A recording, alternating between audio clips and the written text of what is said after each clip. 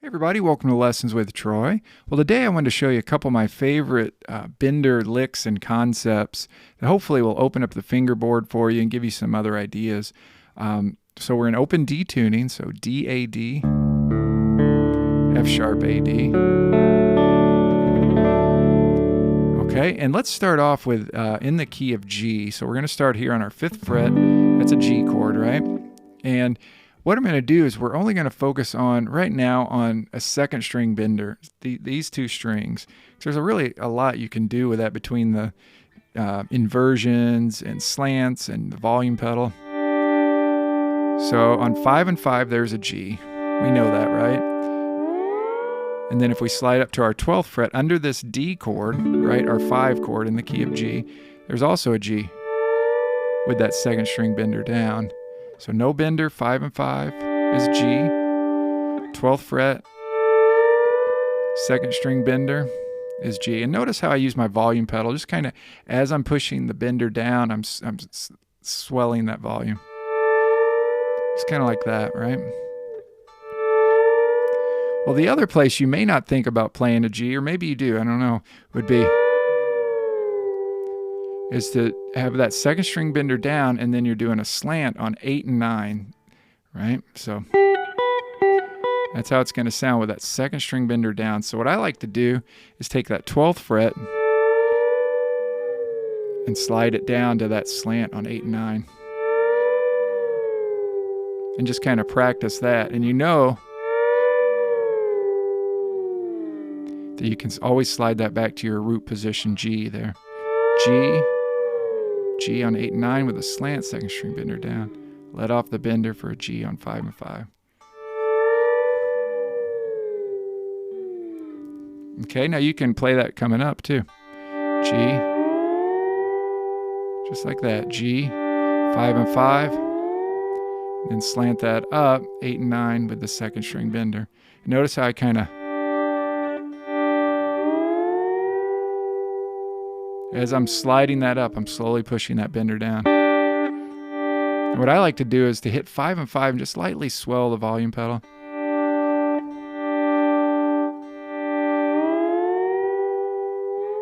Then you can slide it back to 12 and 12, keep that 2nd string bender down, right? Now, the other thing I like to do is let's play a G up an octave from 5th fret. We know an octave, you add 12 to it, so 12 plus 5 is 17. Now what you can do is push the 2nd string bender down on 1st and 2nd string, right? And then what I like to do is to go back and forth with my bar. Basically kind of 1 fret, almost less than 1 fret. Just a real quick back and forth. And then let off the bar. So that's going from a G to a G6 back to a G. G6 with that bender down. Kind of almost like a G7 when you bring it up. You could also do a string pull, right, where you're pulling. You can see it there. You're just kind of pulling behind the bar. That's another way to do it. Say we're over a D chord, 12th fret, right? You can pull that.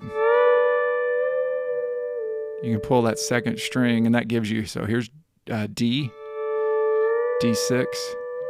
D7, and you're just pulling behind the bar there, but I'm doing it here way up on my 17th fret for that G. So we got G, right? G, or D, that slow on 12th fret, slow bend, the 2nd string, and then you can slide it back to 8 and 9 with this forward slant.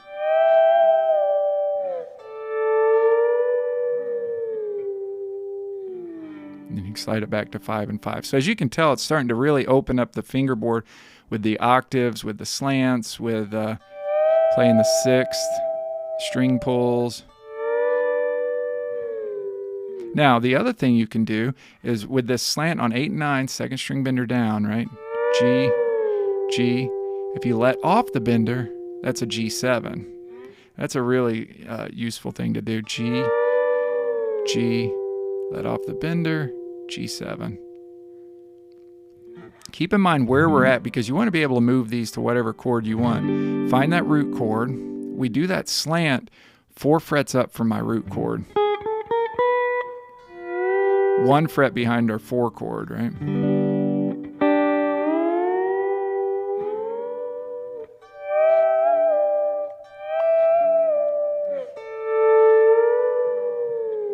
G, G7, and you can slide it up to C.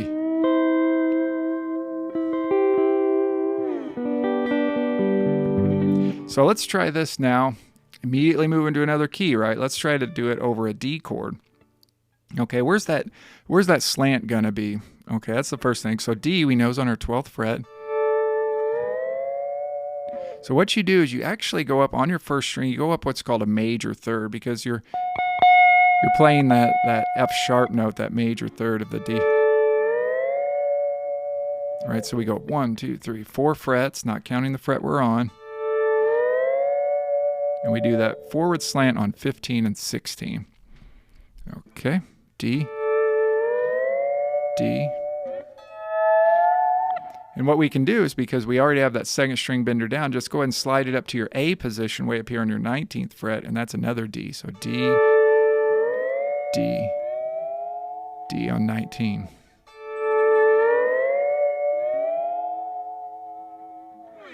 Now if you wanted to play backwards, you can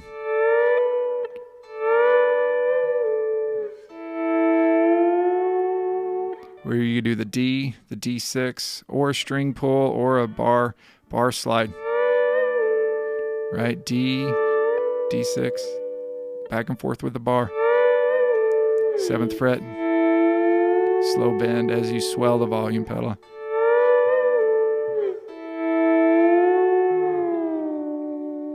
And you can slide that back to the forward slant there for another D on 3 and 4. Now you might be like, oh man, how did you figure that out? Well, got to keep in mind that slant is always 1 fret behind, at least on the first string, 1 fret behind your 4 chord. So we always know D, G, A, 1, 4, 5. Here's our G chord, 4 chord. There's an F sharp note, that's our major third of the D. So there's our forward slant, second string bender with that D.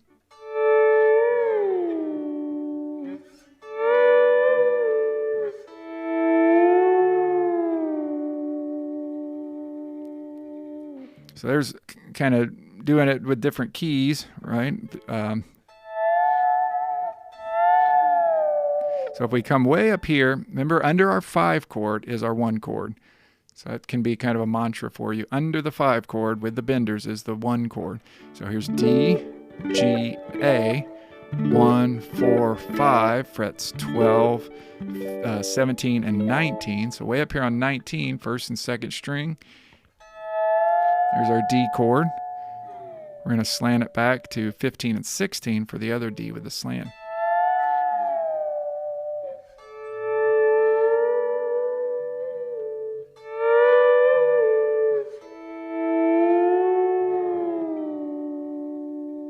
Now, if you ever want to be muting, you know, you have these on the benders, it's hard to mute. Check out what you can do with your thumb. You can mute out different things, different strings like that when you're doing slants and things. Just bring that thumb and lay it flat on those strings, other than, say, you're only wanting to play your first and your second string. That thumb can mute out your other lower strings. I do that a lot.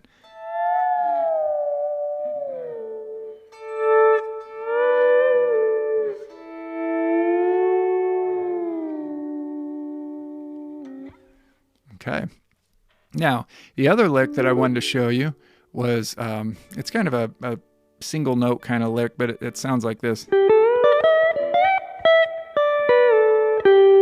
It's kind of a major pentatonic, bluesy country lick, right? So that's, you'd think it'd be in the key of D, but it's actually over the G chord, because it's in the D position, but the root note is with the third string bender down, which is a G note. Right, so we start off that lick, third string with the thumb, third string benders down.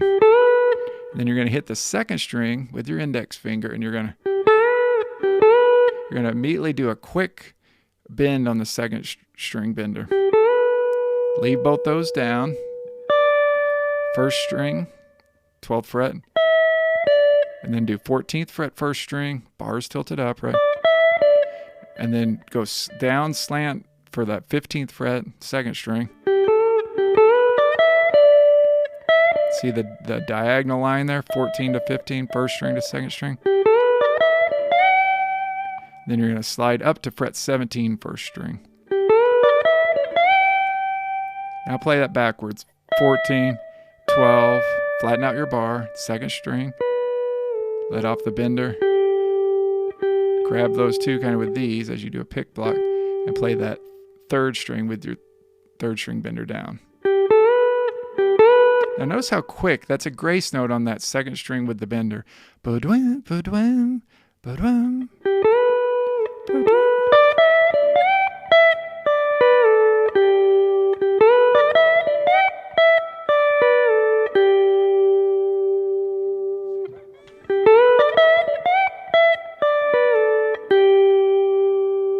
Right, so that would be that lick there. Just it's really a major pentatonic lick,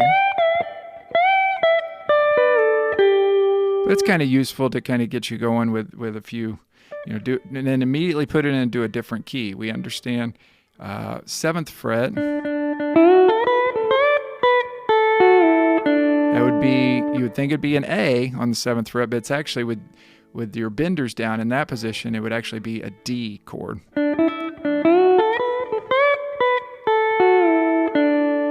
Right, that's over that D.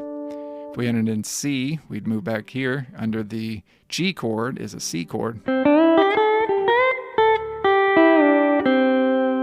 Right?